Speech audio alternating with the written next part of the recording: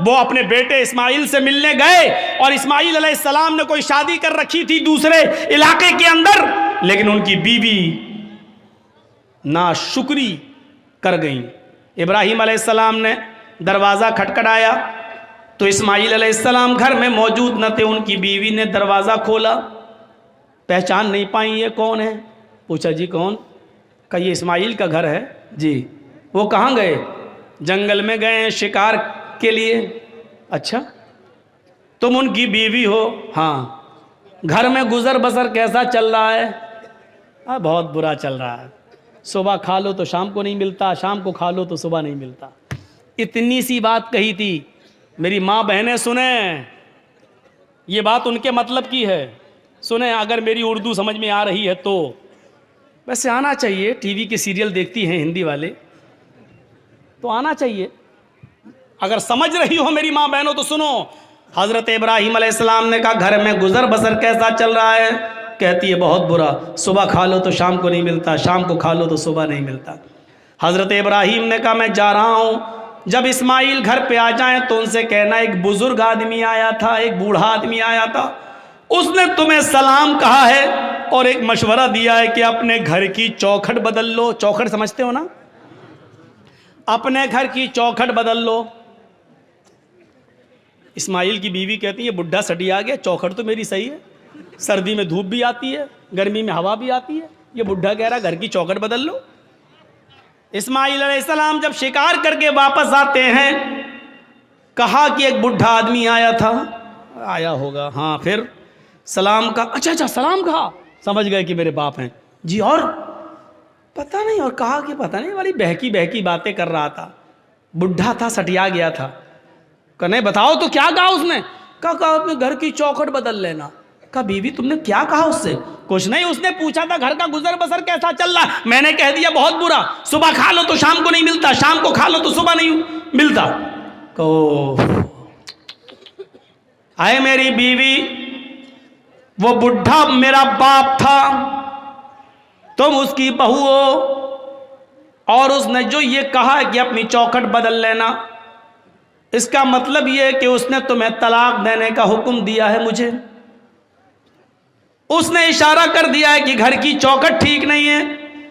आपकी बीवी तो ऐसी होनी चाहिए, चाहे उसे खाना मिले या न मिले, हर हाल में वो अल्लाह का शुक्र अदा करे और उसको ये कहना चाहिए कि हम हर हाल में अल्लाह के शुक्रगुजार हैं, उसने जिस हाल में मुझे रखा है ठीक है। लेकिन तुमने ये जुमले न बोलकर ये कह दिया बहुत बुरा हाल है, सुबह खा लो तो शाम को भूखी रहती हूँ, शाम को मिल जाए तो सुबह भूखी उठती हूँ। ये जुमले तुमने कहा, तुमने अपने रब की नाशुक्री की, अल्लाह की नाफरमानी की है, नाशुक्री की है और मेरे बाप ने तुम्हें तलाक देने का हुक्म दिया है। अब तुम एक पल भी मेरे साथ नहीं रह सकती हो, मैं तुम्हें तलाक दे रहा हूं। इतनी सी बात पर तलाक? तुम तो अपने शौहरों से पता नहीं क्या क्या कह देती हो। जा, पूरे महीने की तनख्वाह मिल गई, फेयर एंड लवली कब की खत्म हो गई, अभी तक नहीं ला रहे। पाउंड्स क्रीम कब की खत्म हो गई, अभी तक नहीं ला रहे। जब से तुम्हारे घर में आई हूं परेशानी तो हूं, आराम मिला कब? या अल्लाह कितने खतरनाक जुमले हैं। इन जुमलों को जबान से कहने से पहले तेरी जबान कट के जमीन पर गिर क्यों नहीं गई? ये जमीन फट क्यों नहीं गई? तू इस जमीन के अंदर समा क्यों नहीं गई? कैसे ये जुमले तेरे मुंह से निकल जाते हैं?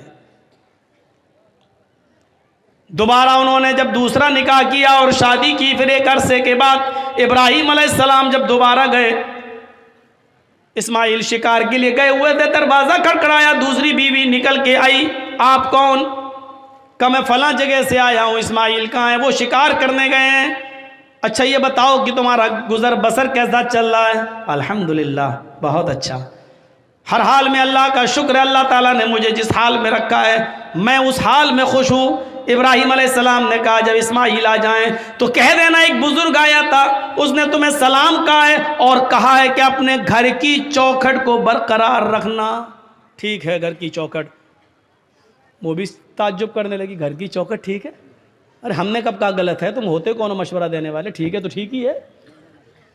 जब बीवी को पूरी बात बताई बीवी ने इस्माइल को, तब कहा कि वो चौखट तुम हो और इब्राहीम अलैहिस्सलाम मेरे बाप ने कहा इसको बरकरार रखना क्योंकि तुमने अल्लाह का शुक्र अदा किया है। शुक्रगुजार औरत को तो पूरा वाकया बताने का मकसद यह कि माँ बाप की बात मानना।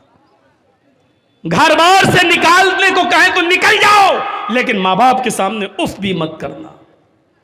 कितने लोग हमसे मिलते, मौलाना मेरी औलाद मेरा कहना नहीं मानती, मौलाना मेरी औलाद मेरा कहना नहीं मानती। कुछ ऐसी तकरीर करना कि औलाद को कुछ असर हो। हजरत उमर फारूक के पास एक शख्स आता है, हजरत उमर फारूक के पास एक सहाबी आते हैं और कहते हैं कि अमीरुल मोमिनीन, मेरा बेटा दिन पे दिन नालायक होता जा रहा है, दिन पे दिन मेरा बेटा नाफरमान होता जा रहा है, उसको आप बुलाइए और उसको समझाइए। सुनो, इब्राहिम उमर, हजरत उमर ने कहा अच्छा बुलाओ बेटे को। बेटे को बुलाया गया। हजरत उमर ने कहा ये तुम्हारे बाप हैं? हाँ। खूब डांटा, शर्म नहीं आती? इस उम्र में अपने बाप को सताते हो, नाफरमानी करते हो, अपने बाप का दिल नहीं रखते हो, अपने बाप का काम नहीं करते हो। पूरा डांट चुके और जब थक गए डांट डांट कर हजरत उमर, तब बेटा बोला अमीरुल मोमिनीन अगर समझा चुके हो तो मैं कुछ बोलूं? कहाँ बोलो क्या है, अब मेरी भी कुछ सुनेंगे? कहाँ बिल्कुल तुम्हारी भी सुनेंगे। कहा ये बताइए कि सारे हक बेटे का ही है कि बाप के लिए ये करे? बाप के ऊपर भी कुछ जिम्मेदारियां हैं कि नहीं?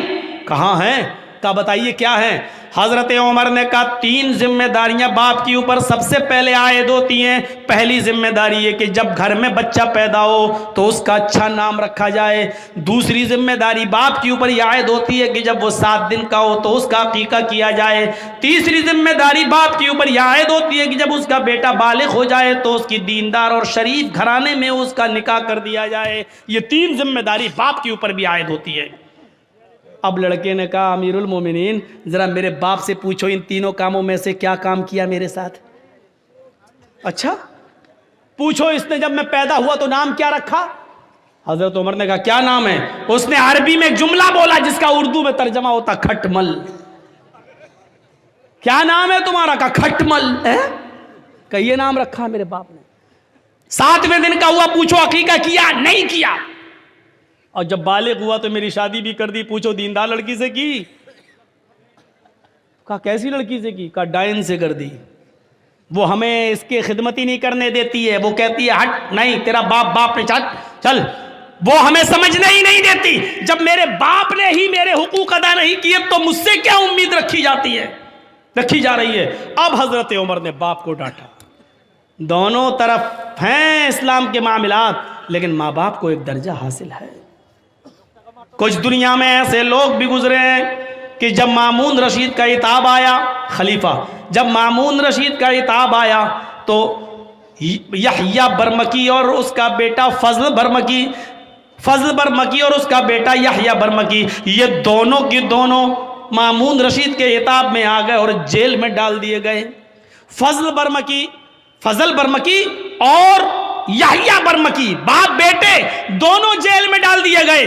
बाप बहुत बूढ़ा हो चुका है, सर्दी की रात है, फजर की नमाज में बाप को वुजू बना के नमाज पढ़ना है। बेटा देख रहा है कि जेल में गर्म पानी का इंतजाम नहीं है, क्या किया जाए, क्या किया जाए? तो बेटे ने तांबे के लोटे में इशा की नमाज पढ़ने के बाद पानी भर लिया और अपने बाप को सुला दिया कि अब्बू आप सो जाइए। उस जेल के अंदर यहया बरमकी सो रहे हैं और उनका बेटा फजल बरमकी तांबे के लोटे में पानी लेकर अपने पेट में लगा लेता है। इशा की नमाज के बाद अपने पेट पर वो पानी के लोटा लगा लेता है, तांबे का लोटा, और फजर की आजान तक लगाता है कि पेट की गर्मी से इस ठंडे पानी में कुछ गर्मी आ जाए, इस तांबे के लोटे में कुछ हरारत आ जाए, और सुबह जब फजर की नमाज में मेरे बाप वुजू बनाए तो मैं थोड़ा गर्म पानी अपने बाप को दे सकूं। अपने बाप के गर्म पानी के लिए रात भर तांबे के लोटे को अपने पेट से लगा लेता था और फजर की नमाज में अपने बाप को कदरे गर्म पानी दे दिया करता था। ऐसे ऐसे फर्मा बरदार औलाद भी निकली है। हम किन में हैं, अपने आप को ढूंढें और तलाश करें और गरीबानों के बटन खोल के देखें। हम सोच तो सकते हैं ना हम किस में हैं, नाफरमानी करने वालों में या इसमें फर्मा बरदारी करने वालों में।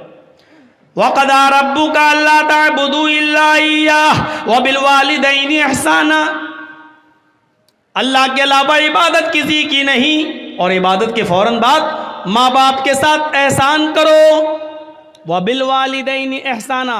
मैं बड़े ताज्जुब में था कि अल्लाह ने यहाँ पर एहसान क्यों कहा है। एहसान के अंदर हर नेकी शामिल है।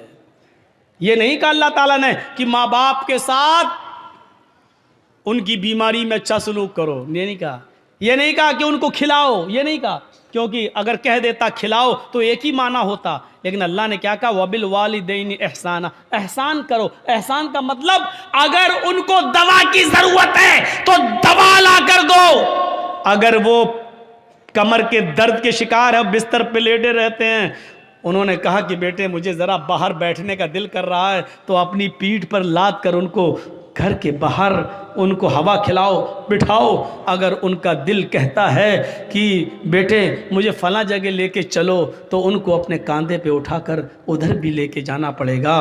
नेकी, एहसान में हर नेकी शामिल है, हर नेकी, जिस चीज की भी जरूरत है। हजरत उमर फारूक ने एक सहाबी को, एक शख्स को देखा कि वो खाने काबा का तवाफ कर रहा है और उसने अपनी माँ को अपने कांधे पर उठा रखा है। हजरत उमर फारूक ने उसको देखकर मुस्कुराया, फरमाया तुमने जन्नत कमा ली।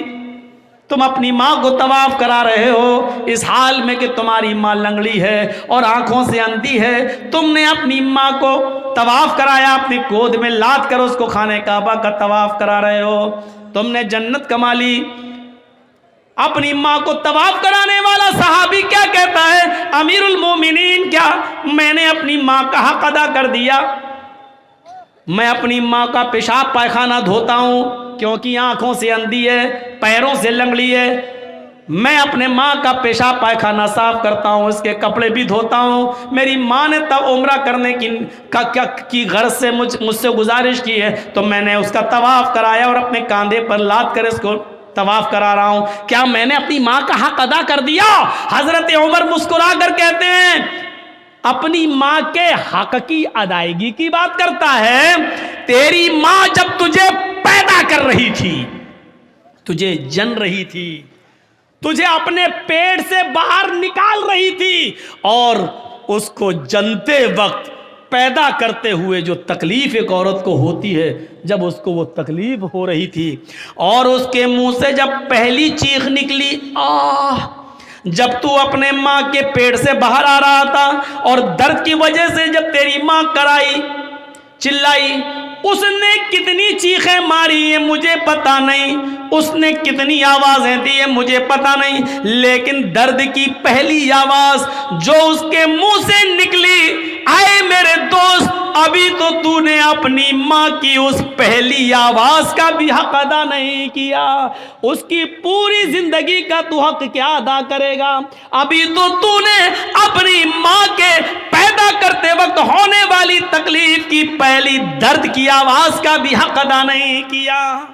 आदमी अपनी माँ के लिए कितना भी कर ले, लेकिन अपनी माँ का हक अदा नहीं कर सकता है। नहीं, मुमकिन ही नहीं है कि वो अपनी माँ का हक अदा कर ले। तो दूसरी चीज, वला तउक्कन्ना वालिदैक व इन मराकन तखरुज मिन अहलिका व मालिक। तीसरी चीज पर नजर डालिएगा, हमारे मुआशरे के अंदर ये आम हो चुकी है, वला ततरुकन्ना सलातन मक्तूबतन मुतअम्मिदन फइन्न मन तरका सलातन मक्तूबतन मुतअम्मिदन फक़द बरिअत मिन्हु ज़िम्मतुल्लाह। आए माज, फर्ज नमाज कभी भी कसदन जानबूझकर मत छोड़ना। फर्ज नमाज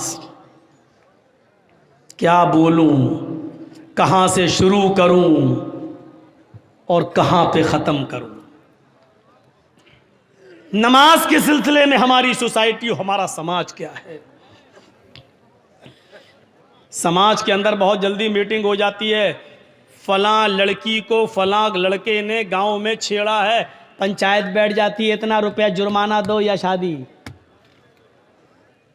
सजा मुतय्यन हो जाती है, पंचायत बैठ जाती है। वाह रे गांव के पंचायतियों, मुबारकबादी के लायक हो तुम। लेकिन दिल पे हाथ रख के बताना, जिसने आपके मोहल्ले में फजर की नमाज न पढ़ी हो, उसके लिए तुमने कौन सी पंचायत की है? असर की नमाज के वक्त वो अपने खेत में खेत जोत रहा था, तुमने उसके लिए कौन सी पंचायत की है? और अगर नमाज छोड़ने पर पंचायत नहीं कर सकते हो तो फिर लड़के और लड़की के मामले में लेके भाग गया या जिना कर लिया और उसके लेके पंचायत, इतने रुपए जुर्माना दे लड़के वाला, तुमने फलां की लड़की की जिंदगी बर्बाद कर दी।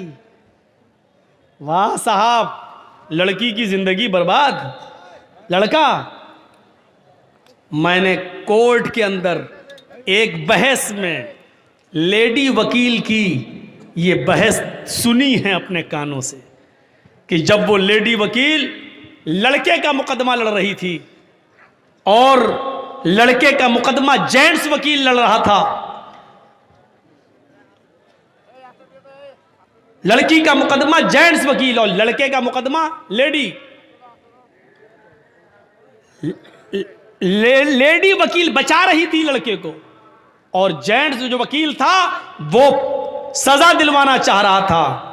तो उस वकील ने, जो लेडी थी, वो सुई लेकर आई थी, सुई और धागा, और उसने कहा जज साहब देखिए ये धागा मैं सुई में डाल रही हूं। उस बहस में हम शामिल थे, देख रहे थे, सुन रहे थे। ऐसे जब धागा सुई तक ले जाती थी और सुई को ऐसे कर लेती थी, देखिए साहब धागा सुई में नहीं जा रहा है ऐसे, तो जज मुस्कुरा के कहता है मैडम आप सुई तो हटा लेती हैं तो धागा अंदर जाएगा कैसे? कहा जज साहब अब आपको फैसला कर देना चाहिए, जब लड़की खुद अपने आप को अगर बचाने लगे तो लड़का उसके साथ रेप कर कैसे सकता है? मेरे कहने का मकसद यह है कि लड़के की रेप की जुर्रत तभी होती है जब लड़की की तरफ से उसको इशारे मिलते हैं, उसको मौके मिलते हैं, उसको अवसर मिलते हैं, उसको टाइम मिलता है, उसको जगह मुतय्यन की जाती है। उस वक्त जिना कह लो या रेप कह लो या ये कह लो कि जिना बिर रजा। और फिर जब उस लड़का लड़की से शादी के लिए मना कर देता है तो लड़की इसी रजामंदी के साथ किए हुए जिना को रेप में चेंज कर देती है, रेप में बदल देती है मेरे भाइयों। और जज को फैसला सुनाना पड़ा और लड़के को बाइज्जत बरी करना पड़ा। मुकदमा लड़ने वाली अगर कायदे की हो और बचाने, हम कहां से शुरू करें नमाज का मामला? दो तीन बातें बता दूं, यहीं से अंदाजा लग सकता है कि नमाज का मामला क्या है। अब्दुल्ला इब्न बाज, शेख इब्न बाज से मसला पूछा गया। एक औरत ने मसला पूछा कि मेरा शौहर नमाज नहीं पढ़ता, क्या मैं अपने शौहर के साथ, बेनमाजी शौहर के साथ रह सकती हूं या नहीं? शेख इब्न बाज ने कहा कि उसको तुम नसीहत करो, उसको तुम समझाओ, 3 दिन, 10 दिन, 20 दिन, 1 महीना, अगर वो मान जाए और नमाज पढ़ने लगे तो ठीक। उसने फिर मसला पूछा कि कई सालों से मैं समझा रही हूं लेकिन नमाज नहीं पढ़ रहा है, मेरा अपने बेनमाजी शौहर के साथ रहना जायज है या नाजायज? शेख इब्न बाज ने फतवा दिया कि एक मोमिना औरत का, एक नेक औरत का बेनमाजी आदमी के साथ रहना सरासर हराम है। उस औरत ने फिर पूछा शेख इब्न बाज से, मेरा हस्बैंड मुझे तलाक नहीं दे रहा है, वो कहता है मैं नमाज नहीं पढ़ता हूं तो क्या हुआ, लेकिन मैं तुझे तलाक नहीं दूंगा, अब मैं अपने शौहर को कैसे छोड़ूं?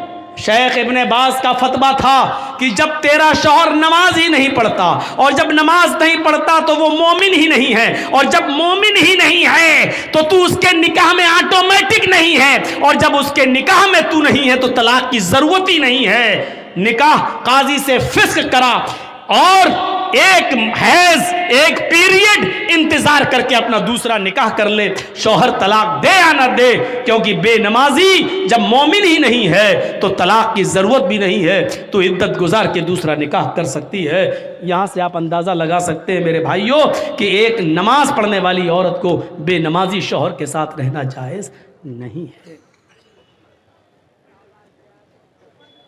यहां से आप अंदाजा लगाएं। बेनमाजी अगर मर जाए तो उसकी नमाज जनाजा भी जायज नहीं है। बेनमाजी अगर मर जाए तो उसको मुसलमानों के कब्रिस्तान में दफन करना भी जायज नहीं है। चल रहा है, चल रहा है। हमारा समाज इस पर क्या एक्शन लेता है, सोचिए आप। नमाज तो एक ऐसा मामला है कि हजरत अली ने जिसको काजी बनाया था, काजी शुरैह जिसका नाम था, बहुत बड़े काजी थे। इनका बेटा एक मदरसे में पढ़ता था। एक बार ये नाई की दुकान पर गया, नाई बार्बर हज्जाम बाल बनवाने लगा। इसी बीच असर की अजान हो गई। जब बाल बनवा के आया तो जमात हो चुकी थी। सलाम फेर दिया, अस्सलाम वालेकुम रहमतुल्लाह। ये जल्दी से आया, वुजू बनाया और वुजू बनाने के बाद इसने अकेले नमाज पढ़ ली। लेकिन मदरसे के टीचरों ने देखा कि इसने जमात के साथ नमाज नहीं पढ़ी, ये बाद में आया और अकेले नमाज पढ़ रहा। नमाज पढ़ी उस बच्चे ने, लेकिन बाद में पढ़ी। मदरसे के टीचर ने, मदरसे के उस्ताद ने काजी साहब को लेटर लिखा, काजी साहब आपके बेटे ने नाई की दुकान पर बाल बनवाने में इतना टाइम लगा दिया कि जब बाल बनवा कर आया तो असर की नमाज की जमात हो चुकी थी। उसने बाद में अकेले नमाज पढ़ी है। मदरसे का मैनेजमेंट कमेटी क्या सजा दे, आप मुतय्यन करिए। मैं मदरसे का मैनेजमेंट कमेटी का मेंबर हूं, लेकिन आप काजी हैं, आप बताइए कि आपके बेटे को क्या सजा दी जाए। काजी साहब ने जो सजा दी, सुनिए वो क्या था। एक मोटा डंडा भेजा, एक मोटा डंडा भेजा और एक लेटर लिखा, और लेटर में लिखा हुआ था, मदरसे की मैनेजमेंट कमेटी को ये मैं ऑर्डर देता हूं कि मेरे बेटे को इस मोटे डंडे से इतना मारो, इतना मारो, इतना मारो, जब तक ये डंडा टूट कर 3 टुकड़े ना हो जाए, उस वक्त तक इस डंडे से मेरे बेटे को पीटते रहो। जब ये डंडा 3 टुकड़े हो जाए तो मेरे बेटे को पीटना छोड़ देना और उसका खाना पानी बंद करके कमरे में बंद कर देना। अगर वो तौबा कर ले और इसरार करे कि आइंदा मैं कभी, इकरार करे कि आइंदा मैं कभी इतने तंग वक्त में बाल नहीं बनवाऊंगा, या कोई तंग वक्त में टाइट शेड्यूल में मैं नमाज का वक्त करीब हो तो मैं कोई दूसरा काम नहीं करूंगा, अगर इस बात का इकरार करे तो छोड़ देना, वरना भूखा प्यासा अगर मरता है तो मर जाने देना। यह काजी का फैसला है अपने बेटे के बारे में, काजी शुरैह का। हम अपनी नौजवान नस्ल को एंड्रॉयड मोबाइल उनके हाथों में दे देते हैं और समझते हैं कि मेरा बेटा फजर में जमात के साथ नमाज पढ़ेगा। जो आपका बेटा रात के 12 बजे तक 2 GB मिलने वाले नेटवर्क को खत्म करने में रात गुजार देता हो, आप अपने उस बेटे से ये उम्मीद रखते हैं कि वो फजर की नमाज जमात के साथ अदा करेगा। इन सर्दियों की रातों में ऑनलाइन पढ़ाई के बहाने आपकी बेटियां मोबाइल इस्तेमाल करके व्हाट्सएप और फेसबुक यूज कर रही हैं, और आप ये उम्मीद रखते हैं कि हमारी बेटियां बापर्दा और बाहया हो जाएंगी, नकाब लगाएंगी, खुशबू से पाक साफ रहकर बाजार में या अपने मैके या कहीं और जाएंगी। या आप आज के इस दौर में उम्मीद लगा रहे हैं तो बेकार है। अगर आपने अपनी बेटी को एंड्रॉयड मोबाइल दे रखा है, फेसबुक और मैसेंजर और व्हाट्सएप अगर वो चला रही हैं, तो याद रखिएगा आप अपनी बेटी पर भरोसे के लायक नहीं है। आपकी नजर में आपकी बेटी कितनी पाक साफ हो, लेकिन आपको अपनी बेटी पर भरोसा नहीं करना चाहिए, एतमाद नहीं करना चाहिए, इसलिए कि व्हाट्सएप और मैसेंजर और फेसबुक चलाने वाली लड़की का एतबार नहीं किया जा सकता है। आज के इस दौर में जब हजरत आयशा सिद्दीका के ऊपर तोहमत लग सकती है, हजरत आयशा सिद्दीका इल्जाम से अपने आप को नहीं बचा सकती हैं, तो हमारी बेटियां उनसे ज्यादा पाक दामन तो नहीं है, हमारी बच्चियां उनसे ज्यादा नेक तो नहीं है। जब मुनाफिकों ने, झूठों ने, जब कजरुओं ने और दिल के गंदे लोगों ने अम्मा आयशा को नहीं छोड़ा, तो हमारी बेटियों को कैसे छोड़ेंगे।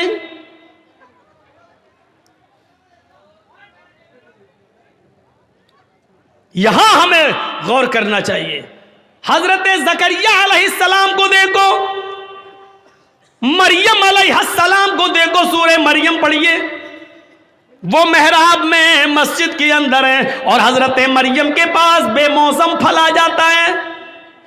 बेमौसम फल, आम का मौसम नहीं आम आया, लीची का मौसम नहीं लीची आया। जकरिया जब मस्जिद में दाखिल होते हैं, मेहराब के अंदर घुसते हैं, देखते हैं कि मरियम जिसकी मैं किफालत कर रहा हूं उसके पास ये फल मौजूद है। अरे ये आम का तो मौसम नहीं, ये आम कहां से आया? ये लीची का मौसम नहीं, ये लीची कहां से आई? तो चीख पड़े, अन्ना लके हाजा, आए मरियम मैं तेरी क्लास ले रहा हूं, आए मरियम मुझे साफ साफ जवाब दे, ये बेमौसम फल तेरे पास कहां से आए हैं? आम का मौसम नहीं आम देख रहा हूं, लीची का मौसम नहीं लीची देख रहा हूं, ये बेमौसम फल तेरे पास कहां से आए हैं? वो मरियम जिसकी पाक दामनी की गवाही अल्लाह ताला ने दी है कि हमने मरियम को बगैर शौहर के बेटा दिया, ईसा बगैर बाप के हमने पैदा किया, वो मरियम जिनके पाक और साफ होने का ऐलान अल्लाह ताला ने किया है, कुरान में जिनको पाक दामन बताया है, उस मरियम की क्लास जकरिया ले रहे हैं कि बता मेरी बेटी, ओ बता मेरे लख्ते जिगर, ये तेरे पास कहां से आया है? किस लड़के ने दिया है? कौन है जिससे तेरे कॉन्टेक्ट है, जिससे तेरे ताल्लुकात हैं? अल्लाह वाली थी, नेकी फर्मा बरदार थी, अपने सरपरस्त को शर्मिंदा नहीं कर सकती थी, जिसने पाल पोस कर मुझे इतना बड़ा किया, उसकी इज्जत खाक में नहीं मिला सकती थी। कहने लगी आप मेरे ऊपर शक न करें, आए जकरिया मेरे ऊपर डाउट न करें, कालत हुआ मिन इंदिल्लाह, ये किसी लड़के की तरफ से नहीं बल्कि अल्लाह की तरफ से आया है, ये अल्लाह ने भेजा है, ये जन्नती फल है, कोई फरिश्ता देकर गया है, इसमें किसी लड़के का हाथ नहीं है। जब मरियम से पूछा जा सकता कि ये फल कहां से आया, तुम अपनी बेटियों से क्यों नहीं पूछ सकते ये मोबाइल तेरे पास कहां से आया? इसमें तो 10 रुपए का बैलेंस था, आज इसमें 3 महीने का नेट पैक कैसे पड़ा है? इसमें तो तेरी अम्मा और खाला का नंबर था, इसमें 5 नंबर और कहां से आए हैं? क्या आप अपनी बेटियों से ये सवाल नहीं कर सकते हो? तुम स्कूल तो ड्राइवर के साथ गई थी, फिर आई हो किसके साथ आई हो? अकेले कैसे आई हो? तुम्हारा भाई तुम्हें स्कूल छोड़ने गया था, फिर तुमने भाई का आने का इंतजार क्यों नहीं किया? अकेले कैसे चली आई हो? ये घर से किताब 3 लेके गई थी, ये 5 किताबें तुम्हारे पास कहां से आई है? ये सारे सवालात की जिम्मेदारी एक बाप की बनती है, जो अपनी बेटी से पूछे, अपनी औलाद से पूछे। और अगर तुम ऐसा नहीं कर सकते हो तो तैयार रहो, हमारी बेटियां कल आरएसएस के गुंडों से निकाह करने के लिए तैयार हैं, इसलिए कि ये प्लानिंग हो चुकी है कि मुस्लिम लड़कियों को स्कूलों में जगा दो और हिंदू लोगों से कह दिया गया खुल के प्यार करो, कोर्ट मैरिज करो, इनको निकाह के बंधन में बांधो और 2-4 बच्चे पैदा करके बच्चे अपने पास रख के औरत को दर दर की ठोकर खाने के लिए मजबूर कर दो, उसको निकाल दो। अगर आप अपनी बेटियों की निगरानी नहीं कर सकते हो तो तैयार रहो, आपकी बेटियां गैर मुस्लिमों के साथ निकाह करने के लिए तैयार हैं। 10,000 से ज्यादा एप्लीकेशन कोर्ट में मौजूद हैं मुस्लिम लड़कियों की, जिसमें यह कहा गया है हमें अपनी मर्जी से हिंदू लड़कों के साथ निकाह करने के लिए तैयार हैं। मेरे माँ बाप रोकेंगे इसलिए मुझे पुलिस प्रोडक्ट दिया जाए, प्रोडक्शन दिया जाए, सुरक्षा दी जाए। मेरे माँ बाप कोर्ट मैरिज के मौके पर मेरे लिए रुकावट बन सकते हैं। ये लड़कियों ने, मुस्लिम लड़कियों ने, कॉलेज की लड़कियों ने ये लिख कर दिया है। तैयार रहिए, अगर आप अपनी बेटियों के मोबाइल नहीं छीन सकते हो, उनसे सवाल जवाब नहीं कर सकते हो, तो फिर ये दिन देखने के लिए तैयार रहो कि आपकी बेटी मिसेस इदरीस, मिसेस असलम नहीं बनेगी, मिसेस खन्ना बनेगी, मिसेस रमेश बनेगी, मिसेस मनमोहन बनेगी, मिसेस फला बनेगी, ये बनेगी। इसके लिए तैयार रहो। आप जो कहना था कह दिया, बुरा लगना स्वाभाविक है क्योंकि हक है, हक बुरा लगता ही है, कड़वी है, कड़वी चीज खराब होती ही है, इसलिए मैं माफी का चंदा नहीं मांगूंगा आपसे। स्वाभाविक चीज है, होना है। आपने पूछा नमाज पढ़ी कि नहीं पढ़ी, बेटे से पूछा। हमारे नबी ने तो ये कहा था ना, जब बच्चा 7 साल का हो जाए, बच्चे में लड़का लड़की दोनों शामिल है, जब बच्चा 7 साल का हो जाए नमाज पढ़ने का हुक्म दो, लेके जाओ। नहीं पढ़े कोई बात नहीं, कभी पढ़ेगा कभी छोड़ेगा, लेकिन जब 10 साल का हो जाए नमाज ना पढ़े तो उसको मार मार के ले जाओ। मार मार के नमाज की तरफ ले जाओ, पीटो। 12-10 साल के बाद लड़के को पीटना पड़ेगा, नमाज के लिए मारना पड़ेगा, सजा देना पड़ेगी आपको अपने बेटे को, क्योंकि वो 10 साल का हो चुका है। 10 साल के बाद बाप की जिम्मेदारी बनती है कि वो अपने बेटे को नमाज न पढ़ने पर मारे, पीटे और फिर मस्जिद में ले जाए। आपने किया ऐसा? मोबाइल चलाने की खुली इजाजत, चलाओ और बिगड़ो। काजी शुरैह ने जो फैसला किया उस फैसले को देखिए। हजरत उमर फारूक जब फजर की नमाज पढ़ाने के लिए खड़े हुए तो अबू लूलू ने, फिरोज नामी आदमी ने, किसी बात पर वो हजरत उमर से नाराज था, उसने खंजर में जहर बुझा लिया था और छिपकर बैठा हुआ था मिंबर के पास। हजरत उमर ने जो ही कहा अल्लाहु अकबर, फौरन उसने खंजर मार दिया। हजरत उमर फारूक के पेट में वो खंजर लगता है, उसने निकाला तो पेट थोड़ा सा फट जाता है, नाफ से लेकर जहां शर्मगाह होती है यहां तक जब उसने खंजर निकाला तो यहां तक पेट फट गया, यहां तक खून का धारा बहने लगा। नमाजियों ने अबू लूलू को पकड़ना चाहा लेकिन वो भागने लगा। एक सहाबी ने अपनी चादर उसके ऊपर फेंकी जिससे उसका पैर उलझ गया, वो गिर गया। जब उसने देखा कि अब मैं पकड़ा जाऊंगा और बचूंगा नहीं, तो उसने वही जहर आलूद खंजर अपने पेट में मारकर खुदकुशी कर ली और मर गया। लेकिन हजरत उमर फारूक को जब होश आया तो उनको दूध पिलाया जा रहा था, दूध वो मुंह से पीते थे, पेट से बाहर निकल जाता था। शहद पिलाया गया तो शहद पेट से बाहर निकल गया। जो चीज खिलाई और पिलाई जा रही है वो मुंह से तो खिलाते थे लेकिन पेट से बाहर निकल जाती थी। इस हाल में किसी ने कह दिया अमीरुल मोमिनीन, अब आप फजर की नमाज कैसे पढ़ेंगे? आप पहली रकात में थे और आपको खंजर मार दिया गया है, आप बेहोश होकर जमीन पे गिरे हैं और हालत आपकी है कि खाना पानी पेट में रुक नहीं रहा है, आप फजर की नमाज कैसे पढ़ेंगे? हजरत उमर ने कहा पढ़ूंगा, मेरी फजर की नमाज क्या अदा नहीं हुई है? कहा नहीं। पानी लाओ, वुजू बनाया, खड़े हो गए। लोगों ने कहा बैठ के पढ़ लो, कहने लगे नहीं नहीं अभी खड़े होने की ताकत है। खड़े होकर 2 रकात नमाज पढ़ी और नमाज पढ़ने के बाद फरमाया लोगों, अगर ये हालत किसी और की हो जाए, खाना पानी भी पेट से निकलने लगे, इस हाल में भी अगर नमाज का टाइम हो जाए, नमाज का वक्त हो जाए और उस आदमी को होश हो तो नमाज इस हाल में भी पढ़ना पड़ेगी। अगर इस हाल में होश है, पेट फट जाने के बावजूद, खाना पानी पेट से निकलने के बावजूद अगर होश है और नमाज नहीं पढ़ता है तो ला हज़्ज़ा फिल इस्लामी लिमन तरक अस्सलाह, तो ऐसे आदमी का इस्लाम में कोई हिस्सा नहीं है। इस हाल में नमाज ना पढ़े तो इस्लाम में हिस्सा नहीं है। जो तंदुरुस्ती में नमाज ना पढ़े वो मुसलमान बना बैठा है। कितने बड़े कभी किसी को खड़ा करके पूछो क्या नाम है? ज़ियाउल हक, हक की रोशनी। अच्छा नमाज पढ़ी थी ईशा की? नहीं मौलाना साहब। ज़ियाउल हक नमाज पढ़ी? नहीं।